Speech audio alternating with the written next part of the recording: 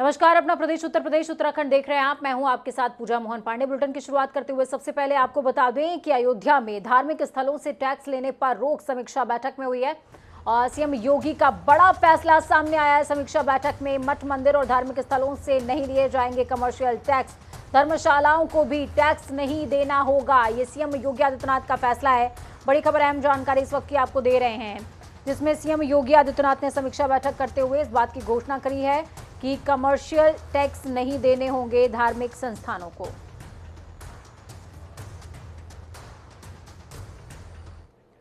तो वहीं दूसरी तरफ उत्तर प्रदेश में योगी सरकार दोबारा बनने के बाद कई परिवर्तन हो रहे हैं। इस बार फर्रुखाबाद जिले का नाम बदलने के लिए बीजेपी सांसद मुकेश राजपूत ने सीएम योगी आदित्यनाथ को पत्र लिखा है।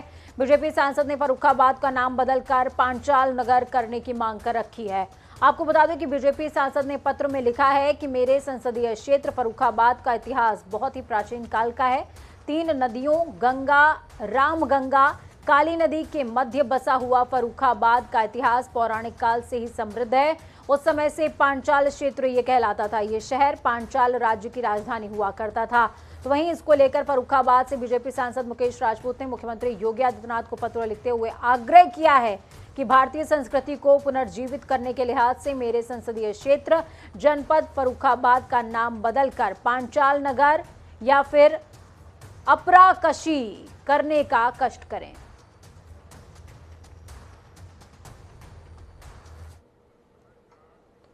तो इस बीच बड़ी खबर, अहम जानकारी गोरखपुर से सामने आ रही है। गोरखपुर के चौरी चौरा कांड में बड़ी कार्रवाई हुई है। शासन ने एसडीएम चौरी चौरा को हटा दिया है।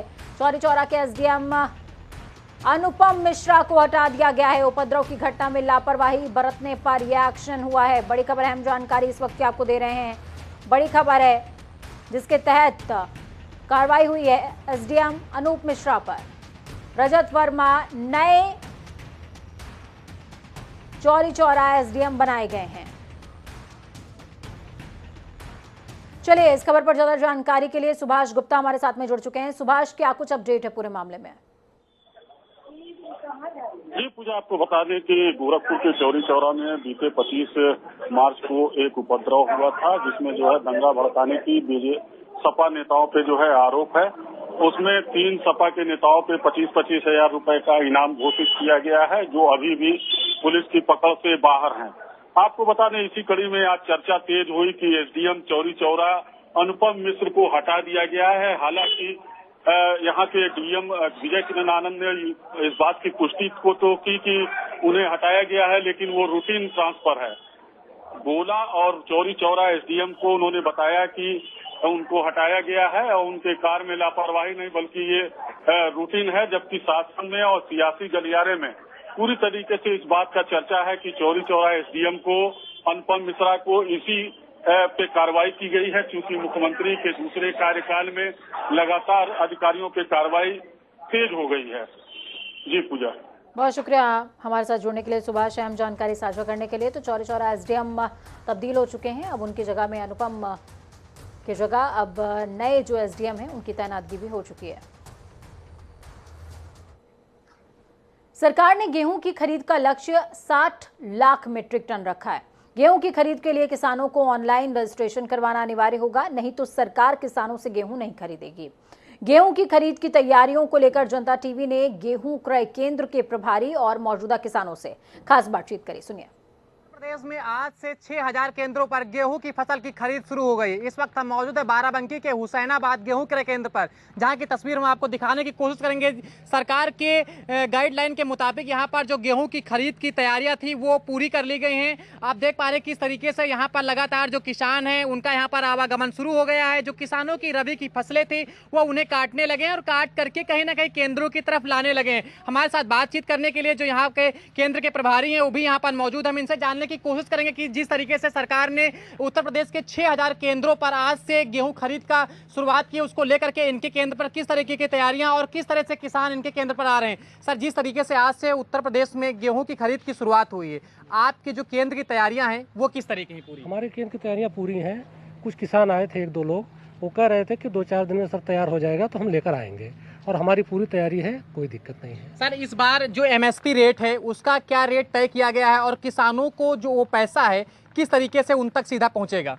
किसानों के लिए 2015 रुपये एमएसपी का रेट तय किया गया है और उनके खाते में जो है 2 दिन के अंदर पैसा पहुंच जाएगा। सर, अमूमन देखने को मिलता है, किसान आरोप लगाते हैं कि केंद्रों पर उनके गेहूं की खरीद नहीं हुई। ऐसे कोई आरोप ना लगे, निष्पक्षता के लिए आपने क्या कुछ तैयारियां की, क्या कुछ स्पेशल क्या है किसानों के लिए? नहीं, ऐसी कोई बात नहीं है। किसान सब जो भी किसान आ रहे हैं हम उनको कह रहे हैं कि आप तुरंत ले आइए। वो कह रहे हैं कभी हमें 2-4 दिन का समय दीजिए, हमारी फसल तैयार हो जाए तो हम लेकर आ जाएंगे। बिल्कुल, आप देख पा रहे हैं यहाँ के प्रभारी जिनका साफ तौर पर कहना है कि गेहूं खरीद को लेकर के जो उनका केंद्र है वो पूरी तरीके से तैयार है। उनके क्षेत्र में जिन किसानों की रबी की फसलें यानी गेहूं की फसलें कट गई हैं वो यहाँ पर गेहूं लेकर के आए और अपना डायरेक्ट गेहूं बेच सकते हैं। साथ ही जो एमएसपी का रेट है जो सरकार की तरफ से तय किया गया उसी रेट पर यहाँ पर खरीदारी होगी। फिलहाल हम एक बार फिर से तस्वीरों में आपको दिखाने की कोशिश करेंगे। यहाँ पर तमाम लोग हैं जो यहाँ पर मौजूद, हम इनसे भी जानने की कोशिश करेंगे आखिर इन लोगों की क्या कहना। भाई साहब, गेहूं की खरीद शुरू हो गई है, आप लोगों के भी गेहूं कटने वाले हैं, आप लोग कहाँ बेचते हैं उसको? हम लोग इसी सेंटर पे बेचते हैं। सेंटर पे जी। तो जब बेचने आते हैं तो किसी भी प्रकार की कोई दिक्कत वगैरह तो नहीं होती है? हम लोगों को कोई दिक्कत नहीं होती है। कितना बीघा गेहूं आप बोए हुए हैं? 2 बीघा। बिल्कुल, आप देख पा रहे हैं ये किसान भी है जिनका साफ तौर पर कहना है कि इनके गेहूं की फसल पूरी तरीके से तैयार हो चुकी है और वो बेचने के लिए केंद्र पर आए हुए हैं जहां पर उनको बताया गया है कि वो अपना गेहूं लेकर के आए। ऐसे में आज से जिस तरीके से उत्तर प्रदेश में गेहूं की खरीद की शुरुआत हुई है, कहीं ना कहीं वो किसानों के लिए एक अच्छा मैसेज है। किसानों की जो फसल तैयार हो रही कहीं ना कहीं इस बार फिर से उनको एमएसपी का जो तय रेट सरकार की तरफ से किया गया वो मिलेगा। जनता टीवी से अभिषेक कुमार यादव। वहीं आपको बता दें कि हरदोई में 1 अप्रैल से गेहूं खरीद शुरू हो गई है, लेकिन अभी क्रय केंद्र सन्नाटे में पड़े हुए हैं। अभी खेतों के किसानों का गेहूं खड़ा हुआ है। ऐसे में जब तक प्रचुर मात्रा में कटाई नहीं हो जाती कुछ समय केंद्र सूने ही पड़े रहेंगे। तो वहीं मंडी में ही निजी आढ़तियों के यहां गेहूं पहुंच रहे हैं। भारतीय किसान यूनियन के जिला अध्यक्ष बलबीर सिंह राजवंशी ने कहा कि गेहूं खरीद सरकार कर रही है, लेकिन अभी तक किसानों का रजिस्ट्रेशन तक नहीं हुआ तो तौल कहां से होगी। उन्होंने कहा कि जिन किसानों का रजिस्ट्रेशन हो चुका है वो कई दिनों सेंटर पर ही तौल के लिए पड़े रहते हैं, लेकिन तौल नहीं हो पाता। किसानों का आरोप है कि सरकार ने कृषि बिलों को तो वापस ले लिया है, लेकिन एमएसपी की गारंटी ही सरकार नहीं दे रही है। अभी तक इसको लेकर कोई दिशा निर्देश भी सरकार की तरफ से जारी नहीं किए गए हैं। ऐसे में किसानों की मांग है कि खरीद पर एमएसपी की गारंटी सरकार को देना चाहिए, तभी किसानों का भला हो सकता है। 1 अप्रैल से सरकार ने गेहूं खरीद केंद्र चालू कर दिए हैं। 1 अप्रैल से ही गेहूं की खरीद होनी शुरू होनी थी, लेकिन बात की जाए अगर सरकारी केंद्रों की तो सरकारी केंद्रों पर गेहूं किसान लेकर नहीं पहुंच रहे हैं और मंडी में जरूर गेहूं लेकर किसान पहुंचे हैं। हम आपको दिखाते हैं तस्वीरें मंडी परिसर में इस समय मौजूद हैं। यहाँ पर 7 सेंटर बनाए गए हैं जहाँ पर सरकारी खरीद होनी है। यहाँ पर तमाम व्यवस्थाएं हैं वो पूरी कर ली गई हैं। ज़रूरत की जो व्यवस्थाएं हैं वो हैं, बारदाना भी मौजूद है, कांटा भी मौजूद है और प्रभारी भी यहाँ पर मुस्तैदी के साथ बैठे हुए हैं, इंतज़ार कर रहे हैं कि किस समय किसान आए अपना गेहूं लेकर तो वो उस गेहूं की तौल कराएं।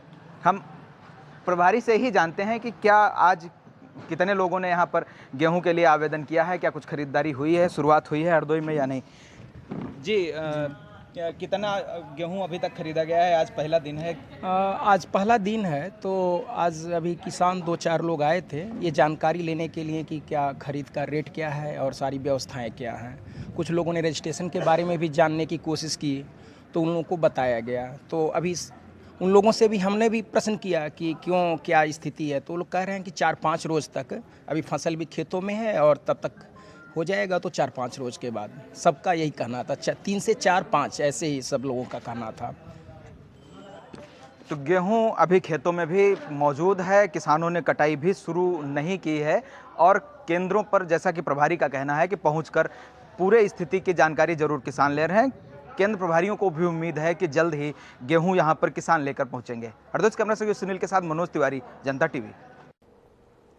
वहीं मुजफ्फरनगर की अगर बात की जाए तो 9 ब्लॉक पर हर सोसाइटी में गेहूं क्रय केंद्र खोला गया है, जिसमें किसानों की ओर से लाया जाने वाला गेहूं शासन की ओर से खरीदा जा रहा है। आपको बता दें कि सुबह से ही प्रशासनिक अधिकारी गेहूं क्रय केंद्र पर जाकर व्यवस्थाओं का अवलोकन कर रहे हैं, निरीक्षण कर रहे हैं और अधीनस्थ अधिकारियों को किसानों से गेहूं खरीदने के लिए दिशा निर्देश भी देते नजर आ रहे हैं। 10 दिन में अभी लगेंगे गेहूं आने में मंडियों में और गवर्नमेंट ने 2025 का रेट निकाला हुआ है गेहूं का, मगर हमारा सरकार से ये मांग है कि गेहूँ जो व्यापारी के थ्रू ही खरीदा जाना चाहिए।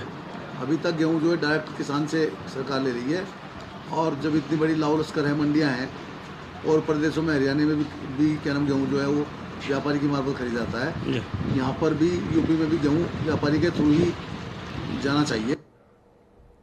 तो ये पूरे प्रदेश के साथ ही आज रायबरेली में भी गेहूं की खरीद शुरू हो चुकी है। गेहूं खरीद के लिए पूरे जिले में कुल 78 केंद्र बनाए गए हैं। आज 1 अप्रैल से 15 जून तक सभी केंद्रों पर न्यूनतम समर्थन मूल्य 2015 की दर से गेहूं खरीदा जाएगा। जिला खाद्य विपणन अधिकारी रामानंद जायसवाल के मुताबिक खरीद केंद्रों की संख्या बढ़ाई जा सकती है। उन्होंने कहा कि सभी केंद्रों को सख्त निर्देश दिए गए हैं कि अगर कोई शिकायत मिलती है तो सख्त कार्रवाई की जाएगी। 1 अप्रैल से लेके 15 जून तक सरकारी गेहूं खरीद की होनी है।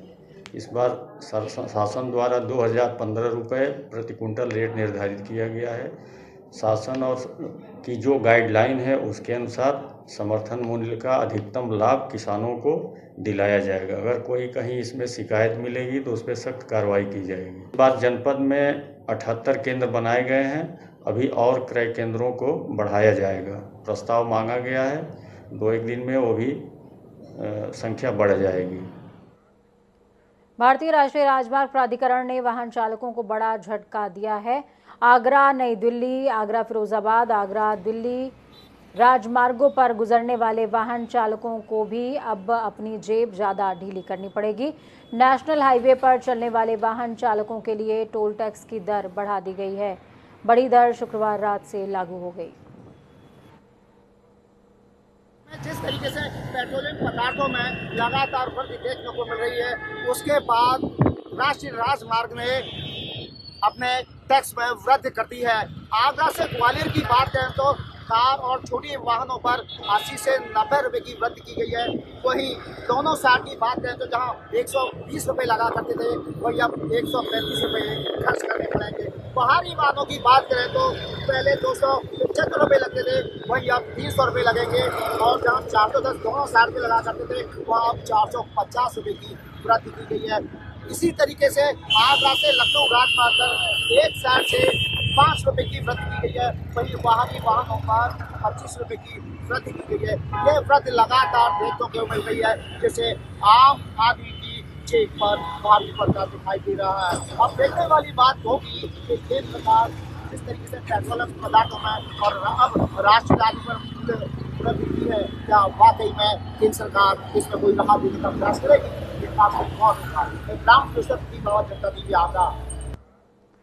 तो इस बीच बड़ी खबर अहम जानकारी आपको दे दें। बड़ी खबर सामने आ रही है इस वक्त की बड़ी खबर अहम जानकारी। राजधानी लखनऊ से अमीनाबाद पहुंचे उप मुख्यमंत्री ब्रजेश पाठक। आज सुबह स्टेशनरी की दुकान में आग लग गई थी। पीड़ित दुकानदार से मिलने के लिए उप मुख्यमंत्री ब्रजेश पाठक खुद इस क्षेत्र में पहुंचे हैं। बड़ी खबर अहम जानकारी तस्वीरों के साथ में आपको दिखा रहे हैं, जहां पर पीड़ित दुकानदार से मिलने के लिए ब्रजेश पाठक खुद पहुंचे, सांत्वना देते नजर आए हैं और साथ में तमाम व्यवस्थाओं का जायजा भी लिया। अमीनाबाद पहुंचे उप मुख्यमंत्री ब्रजेश पाठक, जहां पर एक स्टेशनरी की शॉप में आग लग गई थी और आग लगने के बाद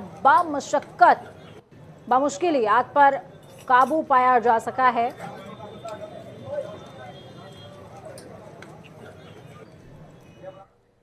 तो चलिए खबरों में आगे बढ़ेंगे, बात उत्तराखंड की करेंगे। स्वास्थ्य विभाग में डॉक्टर और सचिव प्रकरण को लेकर मुख्यमंत्री पुष्कर सिंह धामी का कहना है कि विभिन्न माध्यमों से दून मेडिकल कॉलेज चिकित्सालय की वरिष्ठ महिला चिकित्सक डॉक्टर निधि उनियाल के अल्मोड़ा मेडिकल कॉलेज संबद्धीकरण और उनके साथ हुए दुर्व्यवहार की खबरों की जानकारी मिली है, जिसका संज्ञान लेते हुए तत्काल प्रभाव से इस संबद्धीकरण आदेश को निरस्त करने के निर्देश दिए हैं।